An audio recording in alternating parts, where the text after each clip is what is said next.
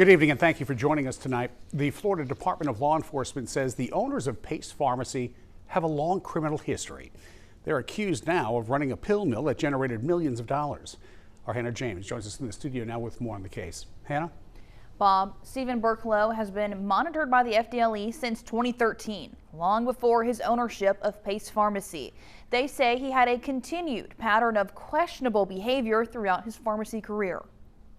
Stephen and Monique Burklow own Pace Pharmacy. Both are accused with conspiring to traffic prescription pills. The FDLE says Stephen Burklow defrauded TRICARE, a federal healthcare program for active and retired military members, out of $30 million in just 10 months. That was in 2015 at Burklow Pharmacy. He sold Burklow Pharmacy in 2016. That's when the new owner saw financial records that didn't add up. Stephen Burklow then went to work for Pace Pharmacy in 2017. In 2020, authorities learned narcotics were sold without a prescription for cash through the back door and drive-through there. In 2021, investigators convinced an informant to go undercover, and he purchased narcotics from Pace Pharmacy. The informant secured hundreds of bottles of prescription drugs with labels saying they were dispensed by Stephen Burklow. Pharmacist David Winkles worked at Pace Pharmacy. Investigators say he sold 20,000 oxycodone pills for $35 a pill to a single person every week. That would fetch him $70,000 weekly.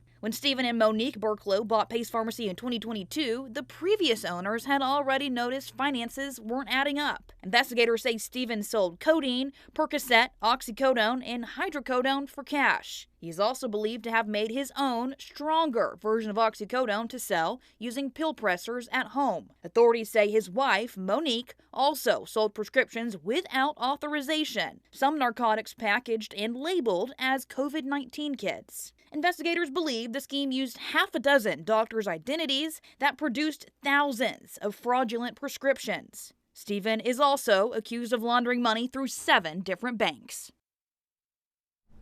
Pace Pharmacy remains open. A part-time pharmacist continues to fill prescriptions. The entire arrest report for all 3 individuals can be found on our website. Reporting live in studio, I'm Hannah James.